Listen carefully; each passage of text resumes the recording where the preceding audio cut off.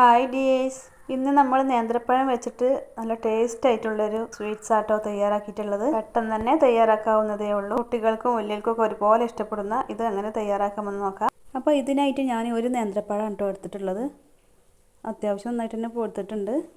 അപ്പോൾ പഴം എടുക്കുമ്പോൾ നല്ലോണം പോത്തതോ അല്ലെങ്കിൽ പഴുപ്പ് കുറഞ്ഞതോ എടുക്കരുത് കേട്ടോ. ഒരു മീഡിയം പഴുപ്പിലുള്ളത് വേണം എടുക്കാൻ. എന്നിട്ട് ഇതുപോലെ ചെറുതായിട്ട് കട്ട് ചെയ്തെടുക്കാം. അപ്പോൾ പഴം ഞാൻ ഫുള്ളായിട്ട് തന്നെ കട്ട് ചെയ്തെടുത്തിട്ടുണ്ട്. ഇത് നമുക്കിവിടെ മാറ്റി വെക്കാം. അപ്പോൾ ഞാനിവിടെ ഒരു പാൻ ചൂടാക്കാൻ വെച്ചിട്ടുണ്ട്. ഇതിലോട്ട് 1 ടേബിൾ സ്പൂണ് നെയ്യ് ഒഴിച്ച് കൊടുക്കാം.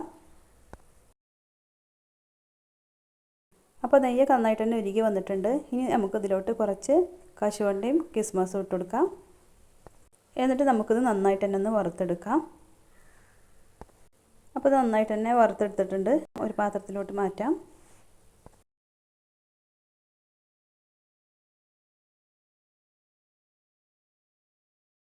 ഇനി അതേ പാനിലേക്ക് തന്നെ നമ്മൾ കട്ട് ചെയ്തെടുത്ത നേന്ത്രപ്പഴം കൂടെ ഇട്ട് കൊടുക്കാം.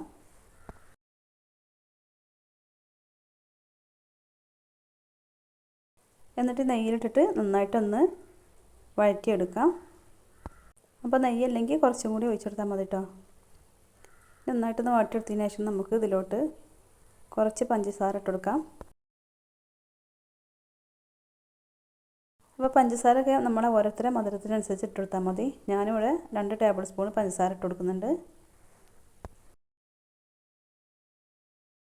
ഇനി നമുക്ക് പഞ്ചസാര മെൽറ്റായി വരുന്നത് വരെ ഒന്ന് നന്നായിട്ടൊന്ന് വഴറ്റിയെടുക്കാം. അപ്പോൾ പഞ്ചസാരയൊക്കെ മെൽറ്റായി വന്നിട്ടുണ്ട്. ഇനി നമുക്കിതൊന്ന് മാറ്റാം. അപ്പോൾ ഞാൻ മറ്റൊരു പാത്രം വെച്ചെടുത്തിട്ടുണ്ട്. ഇനി നമുക്കിതിലോട്ട് 250 ml ഒരു കപ്പിന് 1 കപ്പ് പാൽ ഒഴിച്ചെടുക്കാം. അപ്പോൾ ഞാനിവിടെ ഒരു നേന്ത്രപ്പഴം വെച്ചിട്ടാട്ടോ തയ്യാറാക്കുന്നത്. അപ്പോൾ 250 ml ഒരു കപ്പിന് പാൽ പാകമായിരിക്കും. അപ്പോൾ നമ്മൾ പഴം എടുക്കുന്നതിനനുസരിച്ച് പാലിൻ്റെ അളവും കൂട്ടി കൊടുത്താൽ മതി കേട്ടോ. ഇനി നമുക്ക് പാൽ നന്നായിട്ട് തന്നെ തിളപ്പിച്ചെടുക്കാം. ഇനി നമ്മൾ ഇതിലോട്ട് മധുരത്തിന് ആവശ്യത്തിനുള്ള പഞ്ചസാരയും കൂടെ ഇട്ട് കൊടുക്കാം. അപ്പോൾ ഞാനിവിടെ 1.5 ടേബിൾ സ്പൂണ് പഞ്ചസാര എടുത്തിട്ടുണ്ട്. ഇനി പഞ്ചസാരയും കൂടി ചേർത്തിട്ട് പാൽ നന്നായിട്ടൊന്ന് തിളപ്പിച്ചെടുക്കാം. അപ്പോൾ പാൽ തിളച്ച് വരുമ്പോഴേക്കും നമുക്ക് വേറൊരു ഇൻഗ്രീഡിയൻസും കൂടി ഇതിലോട്ട് ഇട്ട് കൊടുക്കാണ്ട്. അപ്പോൾ ഞാനിവിടെ ഒരു 2.5 ടേബിൾ സ്പൂണ് പാലെടുത്ത് വെച്ചിട്ടുണ്ട് കേട്ടോ, ഒരു ബൗളിലേക്ക്. ഇനി ഇതിലോട്ട് നമുക്ക് ഒരു 1.5 ടേബിൾ സ്പൂണ് കോൺഫ്ലവറും കൂടെ ഇട്ട് കൊടുക്കാം. അപ്പോൾ കോൺഫ്ലവർ ഇല്ല എങ്കിൽ ഒരു ടേബിൾ സ്പൂണ് മൈദപ്പൊടി ഇട്ട് കൊടുത്താൽ മതി കേട്ടോ. അപ്പോൾ കോൺഫ്ലവർ ഇട്ട് കൊടുക്കുകയാണ് ഏറ്റവും നല്ലത്. അപ്പോൾ പാലെടുത്തിട്ടുള്ളത് ചൂടുള്ള പാലൊന്നുമല്ല കേട്ടോ, സാധാരണ നോർമൽ ആയിട്ടുള്ള പാലാണ് എടുത്തിട്ടുള്ളത്. ഇനി നമുക്കിത് നന്നായിട്ട് തന്നെ ഒന്ന് കലക്കിയെടുക്കാം. ഒട്ടും കട്ടയില്ലാതെ തന്നെ നമുക്കിത് കലക്കിയെടുക്കാം.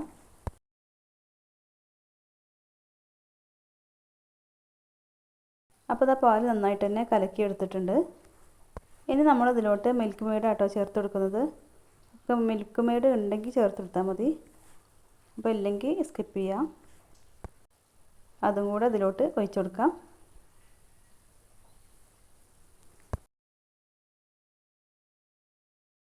ഇനി നന്നായിട്ട് തന്നെ ഒന്ന് ഇളക്കി കൊടുക്കാം. അപ്പോൾ അത് നന്നായിട്ട് തന്നെ ഇളക്കി കൊടുത്തിട്ടുണ്ട്. ഇനി നമുക്കിത് നമ്മൾ തിളപ്പിച്ചെടുത്ത പാലിലോട്ട് ഒഴിച്ചെടുക്കാം. നമ്മളിത് ഒഴിച്ച് കൊടുത്തേക്ക് തന്നെ നമ്മൾ പെട്ടെന്ന് തന്നെ അത് ഇളക്കി കൊടുക്കണ്ടോ. കോൺഫ്ലവർ ആയതുകൊണ്ട് തന്നെ പെട്ടെന്ന് തന്നെ അടി പിടിക്കാൻ സാധ്യതയുണ്ട്, കട്ട കുത്താനും സാധ്യതയുണ്ട് കേട്ടോ. അപ്പോൾ നമ്മൾ മീഡിയം ഫ്ലെയിമിലിട്ടിട്ട് ഇതൊന്ന് കുക്ക് ചെയ്തെടുക്കാം.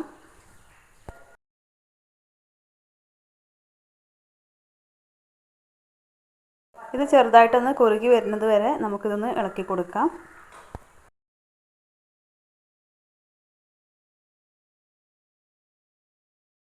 ഇനി ഇതിലോട്ട് നമ്മൾ നല്ലൊരു ഫ്ലേവർ കിട്ടാൻ വേണ്ടിയിട്ട് തന്നെ ഒരു 1/4 ടീസ്പൂണ് ഏലക്കായ് പൊടിച്ചതും കൂടി ഇട്ട് കൊടുക്കുകയാണ്. അപ്പോൾ നിങ്ങൾക്ക് വാനില എസൻസ് ഉണ്ടെങ്കിൽ അത് ഒഴിച്ചെടുത്താൽ മതി കേട്ടോ. എന്നിട്ട് ഒന്നും കൂടി ഒന്ന് ഇളക്കി കൊടുക്കാം. അപ്പോൾ പാലൊക്കെ നന്നായിട്ട് തന്നെ കുറുകി വന്നിട്ടുണ്ട്. നല്ല ക്രീമി പരുവായിട്ടുണ്ട്. നമുക്കിതിലോട്ട് നമ്മൾ നേരത്തെ കട്ട് ചെയ്തെടുത്ത നേന്ത്രപ്പഴം ഉണ്ടല്ലോ, അത് ഇതിലോട്ട് ഇട്ട് കൊടുക്കാം. അപ്പോൾ നമ്മൾ വാട്ടിയെടുത്ത പഴത്തുനിന്ന് കുറച്ച് ഞാൻ മാറ്റി വെച്ചിട്ടുണ്ട് കേട്ടോ. അത് അവസാനം ഇതിലോട്ട് ഇട്ട് കൊടുക്കാൻ വേണ്ടിയിട്ടാണ്. അപ്പോൾ ഇതിലോട്ട് ഇട്ട് കൊടുത്തതിന് ശേഷം ഒന്നും കൂടി ഒന്ന് ഇളക്കി കൊടുക്കാം. എന്നിട്ടൊന്ന് തിളച്ച് വന്നതിന് ശേഷം നമുക്കിത് ഓഫാക്കാം. അപ്പോൾ അതാ ഒന്ന് തിളച്ച് വന്നിട്ടുണ്ട്. ഇനി നമുക്ക് ഫ്ലെയിം ഓഫ് ചെയ്യാം. അപ്പോൾ നിങ്ങൾക്ക് ഇങ്ങനെ ചൂടോടെ തന്നെ വേണമെങ്കിലും കഴിക്കാം കേട്ടോ. അപ്പോൾ ഞാനിത് മറ്റൊരു പാത്രത്തിലേക്ക് മാറ്റുകയാണ്. അപ്പോൾ നല്ല ചൂടുണ്ട് കേട്ടോ. ഇനി ഇത് നന്നായിട്ടൊന്ന് തണുക്കട്ടെ. അപ്പോൾ നമ്മൾ വാട്ടിയെടുത്ത പഴം മാറ്റി വെച്ചത് ഇതിലോട്ട് ഇട്ട് കൊടുക്കാം. ഇനി ഇതിൻ്റെ മുകളിലോട്ട് നമ്മൾ വറുത്തെടുത്ത അണ്ടിപ്പരിപ്പ് മുന്തിരിയൊക്കെ ഇതിലോട്ട് ഇട്ട് കൊടുക്കാം. അപ്പോൾ ഞാനിത് തണുത്തിട്ടാണ് കേട്ടോ കഴിക്കുന്നത്. അപ്പോൾ നിങ്ങൾക്ക് ചൂടോടെ തന്നെ കഴിക്കണമെങ്കിൽ അങ്ങനെ കഴിക്കാം കേട്ടോ. എങ്ങനെ കഴിക്കുകയാണെങ്കിൽ നല്ല ടേസ്റ്റ് ഉണ്ട്. അപ്പോൾ എന്തായാലും നല്ല അടിപൊളി ടേസ്റ്റ് തന്നെയാണ്. അപ്പോൾ നിങ്ങളെല്ലാവരും ഇതുപോലെ ഒന്ന് ട്രൈ ചെയ്ത് നോക്കുക. പുതിയ വിഭവമായി വീണ്ടും വരാം. Okay, thank you.